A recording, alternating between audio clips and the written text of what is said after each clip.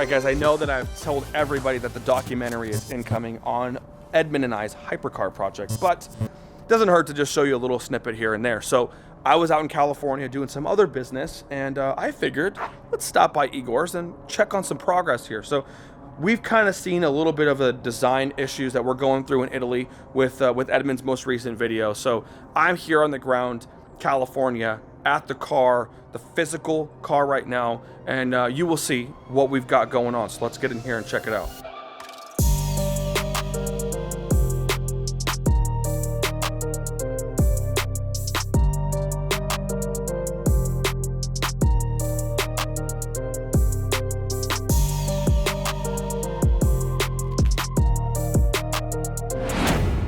Well, here she is. So, to remind everybody that hasn't maybe seen a video in a while, this here is the chassis from an Alfa Romeo 4C Spyder.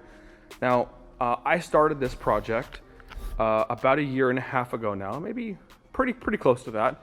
And I started this project basically assuming that I was going to essentially replace my Bugatti with my own kind of car, because I wanted to purchase something crazy that no one's ever had before. And then I realized really quickly that that's really impossible. Everybody has everything these days, especially Southern California, Las Vegas.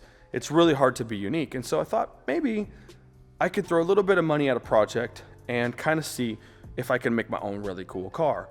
Essentially, it started as a project for myself. And then when I showed my friend Edmund how far I'd come, he really liked it and wanted one for himself. And I said, you know what, Edmund, let's do some stuff together. Let's partner on this project, because I could use some help, right? Financially, this is well more than $1 million as this sits here.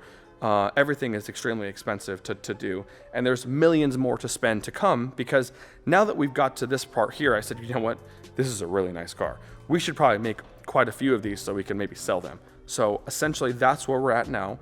And we've been doing a lot of work to put this whole thing together. Now, I'm not going to show you guys the design of the car. That's going to be for a huge debut, possibly Geneva 2020, which is likely what we're gearing up to do. So we're preparing this car here to be sent off to Europe to get all the body panels fitted and all the outside and inside stuff fitted. So we have to do the new interior, and then the chassis, the doors, all that stuff is going to, the chassis is going to stay, the doors are going to go, and then every single piece is going to be new and retrofitted to something that we've designed ourselves, which is beautiful.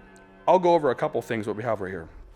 So we've adjusted the suspension. Now do not look at the shocks, because the shocks can't be done until the full weight of the car is up and running. So we have our new sway bar links. I mean, look at how beautiful it is. Everything is billet. We've utilized the OEM steering because that is positioned for the size of the car, which is great. We've got billet up and lower control arms, hub assembly, carbon ceramic brakes. I'm currently using a Lamborghini caliper as a test fit, but that could change to our own caliper. There's a lot of good 3D printing. Here's some shot of it here. And in the back, okay, this is going to be my car, right? So we're going to make 2 prototypes before we attempt to sell them. And Edmund's car is going to have a different transmission. So my car has a 6-speed manual gearbox with a true, 3-pedal setup. As you can see there, we're already basically halfway in. This is going to be the car that I drive around myself, because, well, I kind of positioned this one to me. So this one's going to have a lot of extra power than maybe the final product. This particular vehicle has a variant of a 5.2 liter V10 with a twin turbo setup on it and a very advanced fuel system. So the production car is still going to be the same motor, 5.2 liter twin turbo, but it might have a different fuel setup. It might have different stuff on it.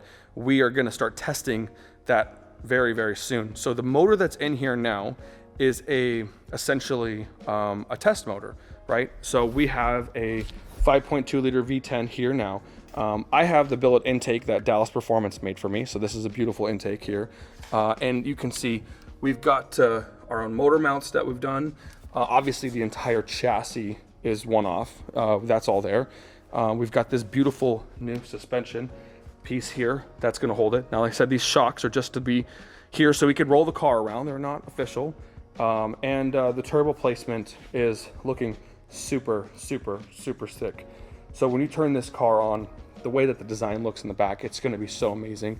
We have the coolest looking rear end I've ever seen on a car, ever. So all that being said, you can see here's the 6-speed manual parts and our rear suspension. Now, look at this piece here. This is our sway bar. Look at that, how beautiful that is. I mean, everything. Igor is just an amazing, he's a maniac, first of all, because he does all this design.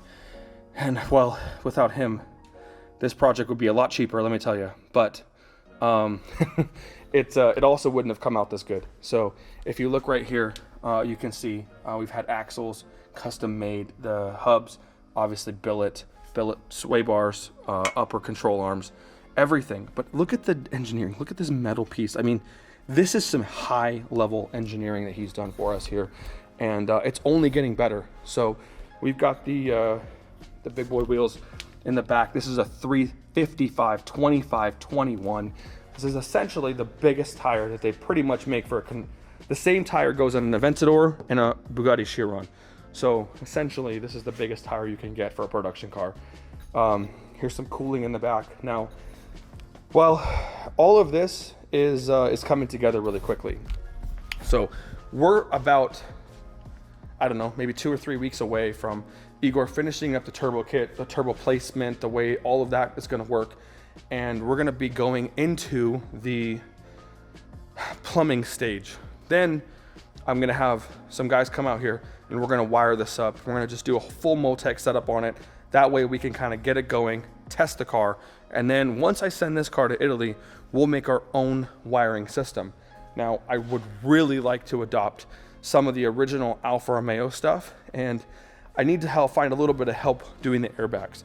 We have a company potentially that's going to help us with that, but we're working on that particular piece very, very soon.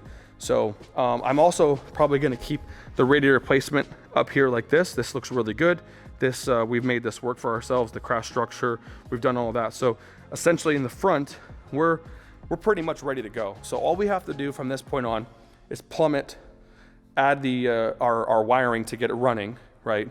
The suspension, which is Öhlins is going to be looking at doing our suspension. We've been in talks with them, and I think that that's pretty much the number one company out there doing this. And that's pretty much it. I mean, there's really nothing else to talk about here.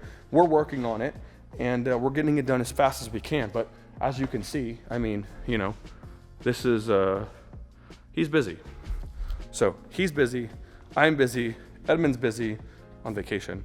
And we're all spending as much time and as much effort and as much money as we can to get this thing done as fast as we can. So I want to shock the world that some dumb kid who started a rental car company, who became a bullshit YouTuber, can build whatever he wants. And you know, this is something that is going to prove that right here. I mean, this is not bullshit. This is some serious high-level engineering that we've had plenty of help with and plenty of, you know, time working on. And I think we're going to shock this. We're going to shock the whole world for sure. So look out for the future. I'm going to try to update you just slightly, just a little bit here and there, just a tiny bit, just so I can keep everybody interested. But the full reveal, 2020 Geneva, we're shooting for that. I'm going to probably change that again. Don't count on it, but that's where I'm going for.